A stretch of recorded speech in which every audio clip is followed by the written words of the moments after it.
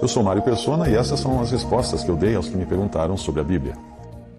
Você perguntou onde na Bíblia diz que o crente vai para o céu. Eu não me lembro de ter visto na Bíblia alguma expressão que diga explicitamente que o crente vai para o céu. Interessante, não é? Mas nós temos muitas evidências de ser o céu a morada dos salvos por Cristo. E eu vou tentar apresentar algumas. Primeiro, é preciso entender que a Bíblia fala de vários céus. E até de um lugar acima de todos os céus, que é onde Deus habita. Ali nós não entraremos mesmo, nunca, jamais. Porque Deus nunca foi visto por ninguém e nem poderá ser visto por homem algum, porque Ele habita na luz inacessível. Também é preciso lembrar que a expressão reino dos céus não é o céu, pois o reino está na terra, onde existe joio e trigo misturados. A Bíblia fala de um céu que é a atmosfera, esse primeiro que nós conseguimos enxergar, onde os pássaros voam, por exemplo, os aviões voam. Esse será destruído um dia. Gênesis 7:23 diz: assim foi destruído todo ser vivente que havia sobre a face da terra, desde o homem até o animal, até o réptil e até a ave dos céus. E foram extintos da terra, e ficou somente Noé e os que com ele estavam na arca. Deuteronômio 11:11 diz o seguinte: mas a terra que passais a possuir é terra de montes e de vales. Da chuva dos céus beberá as suas águas. Daniel 4:21, cujas folhas eram formosas e o seu fruto abundante, em que para todos havia sustento, debaixo da qual moravam os animais do campo, e em cujos ramos habitavam as aves do céu. Lucas 17:24, porque como o relâmpago ilumina desde uma extremidade inferior do céu até a outra extremidade, assim será também o Filho do Homem no seu dia. 2 Pedro 3:10-12 diz: mas o dia do Senhor virá como ladrão de noite, no qual os céus passarão com grande estrondo, e os elementos ardendo se desfarão, e a terra e as obras que nela há se queimarão. Havendo, pois, de perecer todas essas coisas, que pessoas vos convém ser em santo trato e piedade, aguardando e apressando-vos para a vinda do dia de Deus, em que os céus em fogo se desfarão e os elementos ardendo se fundirão? Outro céu, citado nas Escrituras, é o espaço sideral. É o firmamento, cujos astros governam a terra, o tempo e as estações. Esse é um outro céu. Gênesis 1:14-18. E disse Deus: haja luminares na expansão dos céus, para haver separação entre o dia e a noite. Sejam eles para sinais e para tempos determinados e para dias e anos. E sejam para luminares na expansão dos céus, para iluminar a terra. E assim foi, e fez Deus os dois grandes luminares, o luminar maior para governar o dia, o luminar menor para governar a noite, e fez as estrelas. E Deus os pôs na expansão dos céus, para iluminar a terra, e para governar o dia e a noite, para fazer separação entre a luz e as trevas. E viu Deus que era bom. Existe também o céu chamado por Paulo de terceiro céu. Vimos vimos o segundo e vemos agora o terceiro, que ele chama também de paraíso, que é para onde ele subiu, conforme o seu relato em 2 Coríntios 12, e provavelmente também João, em Apocalipse capítulo 4, tenha subido para esse céu, para esse terceiro céu. 2 Coríntios 12, de 2-4, Paulo diz: conheço um homem em Cristo que há 14 anos, se no corpo, não sei, se fora do corpo, não sei, Deus o sabe, foi arrebatado ao terceiro céu, e sei que o tal homem, se no corpo, se fora do corpo, não sei, Deus o sabe, foi arrebatado ao paraíso, e ouviu palavras inefáveis, que ao homem não é lícito falar. Apocalipse 4, de 1-2, diz: depois dessas coisas olhei, e eis que estava uma porta aberta no céu. E a primeira voz, que como de trombeta ouvira falar comigo, disse: sobe aqui, e mostrar-te-ei as coisas que depois destas devem acontecer. E logo fui arrebatado no espírito, e eis que um trono estava posto no céu, e um assentado sobre o trono. O livro de Jó fala de um céu onde estão os anjos, tanto os fiéis a Deus quanto Satanás e seus anjos. Também poderiam ser céus distintos, um onde ficariam os anjos caídos e outro onde eles teriam eventualmente acesso, e outro para os anjos de Deus, mas isso é apenas uma suposição. Vamos a Mateus 22:30, porque na ressurreição nem casam nem são dados em casamento, mas serão como os anjos de Deus no céu. Mateus 24:36, mas daquele dia e hora ninguém sabe, nem os anjos do céu, mas unicamente meu Pai. Gálatas 1:8, mas ainda que nós mesmos, ou um anjo do céu, vos anuncie outro evangelho, além do que já vos temos anunciado, seja anátema. Jó 1:6, e num dia em que os filhos de Deus vieram apresentar-se perante o Senhor, veio também Satanás entre eles. Obviamente isso não aconteceu na terra, isso aconteceu no céu. Jó 2:1, e vindo outro dia em que os filhos de Deus vieram apresentar-se perante o Senhor, veio também Satanás entre eles apresentar-se perante o Senhor. Apocalipse 12, de 7-9, e houve batalha no céu. Miguel e seus anjos batalhavam contra o dragão, e batalhavam o dragão e seus anjos, mas não prevaleceram, nem mais o seu lugar se achou nos céus. E foi precipitado o grande dragão, a antiga serpente, chamada o Diabo e Satanás, que engana todo mundo. Ele foi precipitado na terra, e os seus anjos foram lançados com ele. A Bíblia também fala de lugares celestiais, que é onde estão as bênçãos espirituais em Cristo, reservadas aos salvos. É ali também que o crente em Cristo está assentado nele. E também é nos lugares celestiais que se dá a luta do crente em oração contra os poderes das trevas. Efésios 1:3. Bendito Deus e Pai de nosso Senhor Jesus Cristo, o qual nos abençoou com todas as bênçãos espirituais nos lugares celestiais em Cristo.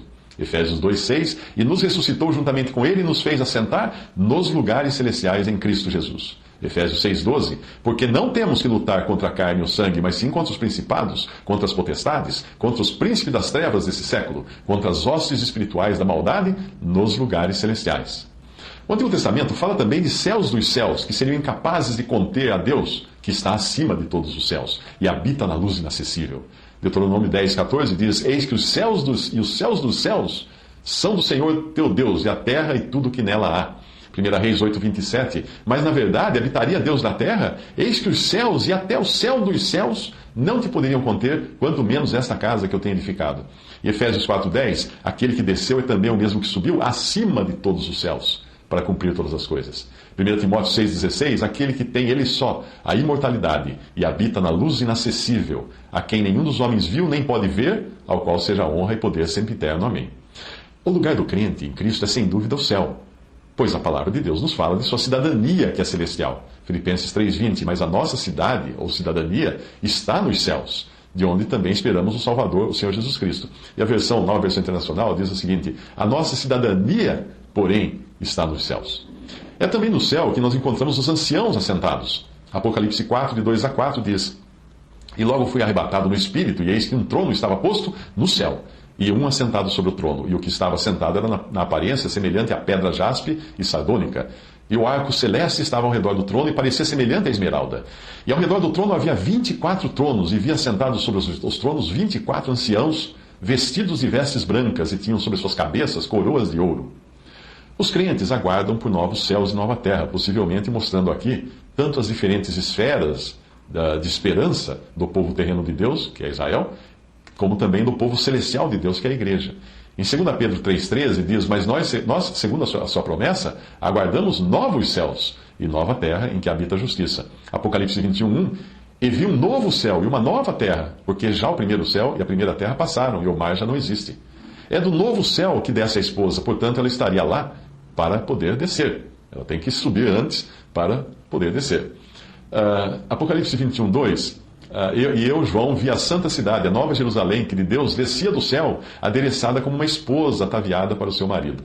Há quem argumente que João 3,13 fale da impossibilidade de seres humanos estarem no céu, já que Jesus fala ali que ninguém subiu ao céu, a não ser ele. João 3,13. Ora, ninguém subiu ao céu, senão o que desceu do céu, o Filho do Homem que está no céu. Se nós levarmos ao pé da letra o que ele diz, o que o Senhor diz, realmente ninguém jamais teve tal poder de subir ao céu por sua própria força, meios ou capacidade. Aqueles que nós encontramos no Antigo Testamento que foram arrebatados para Deus, foram levados e não subiram. Eles não subiram, eles foram levados, não subiram por si só. E assim é também agora, com cada um que morre crendo no Senhor. Pois o próprio Senhor queria que os seus estivessem com Ele, onde Ele estivesse. E nós sabemos que nesse momento, exatamente, o Senhor está no céu. João 17:24. Pai, aqueles que me deste, eu quero que onde eu estiver, também eles estejam comigo, para que vejam a minha glória que me deste, porque tu me amaste antes da fundação do mundo.